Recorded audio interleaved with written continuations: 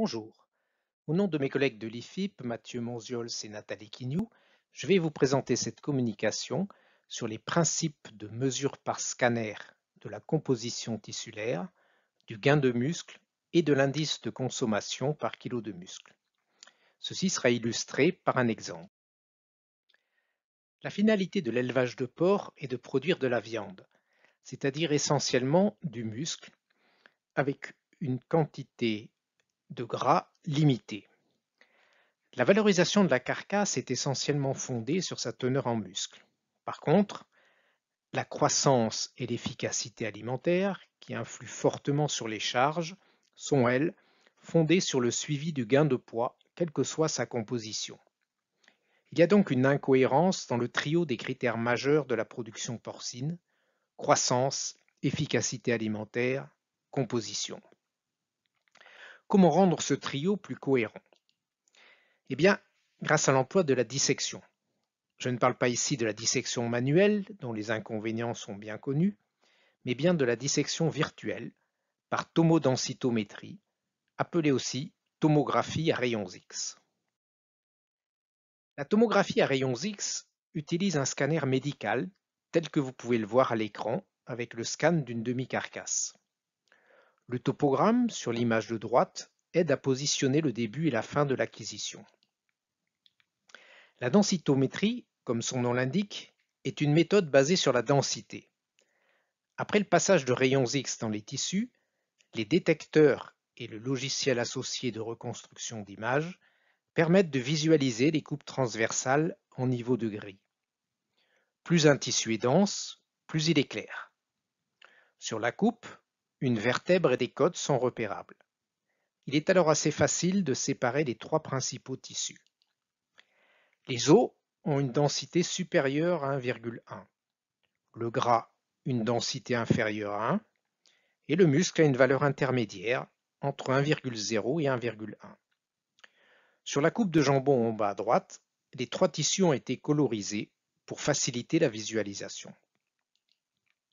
La tomographie a été reconnue équivalente à la dissection dans l'Union européenne pour la classification porcine.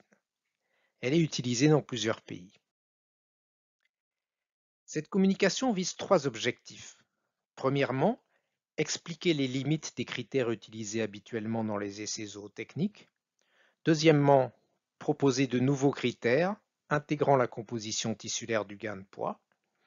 Et troisièmement, illustrer le calcul et l'utilisation de ces nouveaux critères par un exemple. La croissance est mesurée par le GMQ, le gain moyen quotidien de poids vif. L'efficacité alimentaire, elle, est mesurée par l'IC, l'indice de consommation, ratio exprimant le nombre de kilos d'aliments consommés pour produire 1 kg de poids vif. Pour ces deux critères, qu'il s'agisse de muscles ou de gras, le résultat est le même. Or, le prix du muscle est beaucoup plus élevé que le prix du gras. Le troisième critère usuel est le TMP, le taux de muscle des pièces. Mais il s'agit non pas de la valeur réelle, mais de la valeur prédite par la méthode de classement des carcasses de l'abattoir. Ceci présente plusieurs inconvénients majeurs. Son rôle est d'assurer un paiement équitable aux éleveurs, censés commercialiser des lots de taille conséquente. L'erreur sur un lot de 100 porcs est 10 fois moins élevée que l'erreur individuelle. C'est pourquoi la réglementation européenne sur la classification porcine autorise des méthodes dont l'erreur individuelle peut atteindre 2,5 points de teneur en muscle. Mais pour des essais s'intéressant à la composition corporelle, cette erreur est beaucoup trop forte. D'ailleurs, elle n'est jamais prise en compte dans les tests de comparaison de moyenne, ce qui signifie que toute extrapolation des résultats à la teneur en muscle est abusive. Ce qui est comparé, ce sont des moyennes d'une combinaison linéaire spécifique d'épaisseur de gras et de muscle. De plus, l'équation autorisée sur un cheptel représentatif de la production française il y a une dizaine d'années est biaisée pour des cheptels et des conduites spécifiques. Enfin, le TMP est voué à disparaître rapidement. Bref, sans scanner, mieux vaut se limiter à la comparaison d'épaisseur de gras et de muscle.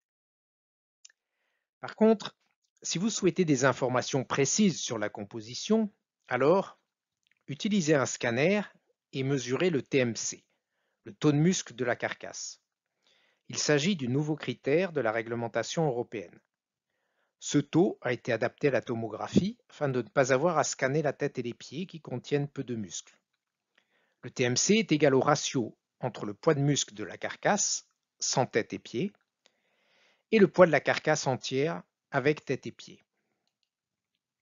La connaissance du poids de muscle donne alors accès à deux nouveaux critères, analogues au GMQ et à l'IC. Le GMQ de muscle, appelé GMQM, qui est égal au gain de poids de muscle divisé par la durée de présence, et l'IC rapporté au kilo de muscle, appelé ICM, qui est égal à la quantité d'aliments consommés divisé par le gain de poids de muscle. Illustrons maintenant ces principes par un exemple. Il faut calculer le gain de poids de muscle. Celui-ci est égal à la différence entre le poids de muscle final et le poids de muscle initial. La question se pose alors de savoir si l'on considère le muscle de l'animal vivant ou bien celui de l'animal mort. Dans notre exemple, nous avons choisi le muscle de l'animal mort. Le poids de muscle final a été déduit du scan d'une demi-carcasse froide. Le scanner nous a permis de mesurer le volume de muscle, VM. Le poids de muscle, PM, Rx, a été calculé en multipliant le volume de muscle, VM, par la densité du muscle, que nous avons pris égale à 1,04. Le poids de muscle disséqué, PM10, a été obtenu en multipliant PMRx, le poids de muscle mesuré par Rx, par un facteur multiplicatif de 0,965. Le poids de muscle initial, moins variable, peut être mesuré soit par un scan à l'entrée en engraissement, soit il peut être estimé.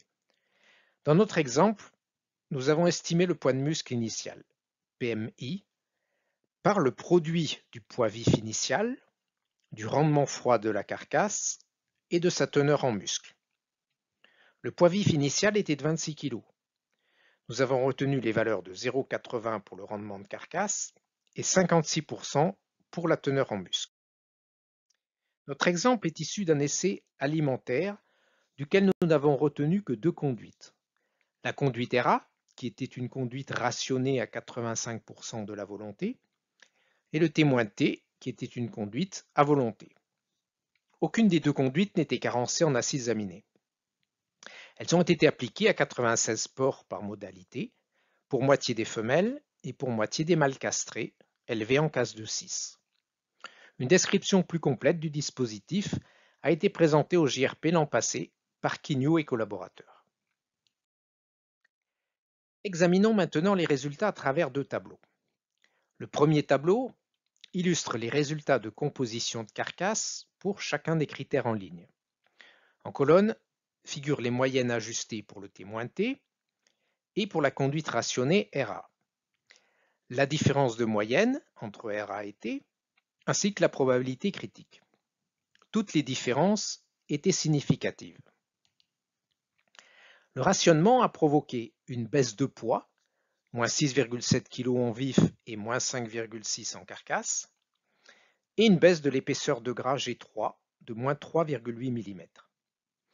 Cela s'est traduit par un TMP plus élevé de 1,8 points. La différence réelle de teneur en muscle de la carcasse, mesurée par scanner, était elle plus grande, égale à 2,3 points. Le second tableau, à droite, porte sur les résultats de croissance. Toutes les différences étaient significatives, sauf celle de l'indice de consommation rapporté au muscle. Le rationnement a provoqué une baisse de CMJ, de GMQ, moins 189 g, et de GMQ de muscle, moins 87 g. L'indice s'est dégradé de 0,1, mais pas l'indice rapporté au muscle. En conclusion, les données de classement des carcasses sont insuffisantes pour juger de la composition corporelle. La tomodensitométrie, ou tomographie à rayons X, est la technologie la plus appropriée pour mesurer précisément cette composition. Cette technologie permet une caractérisation précise de l'effet d'un traitement sur la composition corporelle à un stade donné, la composition du gain de poids sur une période et sur l'efficience alimentaire pour le ou les tissus d'intérêt. Dans notre exemple de conduites alimentaires contrastées, rationnées versus à volonté, nous avons observé une divergence de conclusion entre le critère usuel lissé et le nouveau critère proposé, lissé rapporté au kilo de muscle. En termes de perspective, la tomographie offre un accès plus facile et moins onéreux à une panoplie de critères d'intérêt zootechnique. La flexibilité de la mesure par tomodensitométrie permet éventuellement de ne scanner qu'un sous-échantillon sans perdre trop de précision, grâce à la combinaison, par exemple, avec les données de classement sur l'échantillon complet. L'usage de scanners fixes ou mobiles devrait se développer, accompagnant ainsi un développement de l'élevage de précision qui réclame une composition de précision et des critères zootechniques de précision. Je voudrais terminer par remercier France Agrimaire et le ministère de l'Agriculture pour la contribution financière du CASDAR à cette étude dans le cadre du projet Scanali. Merci pour votre attention.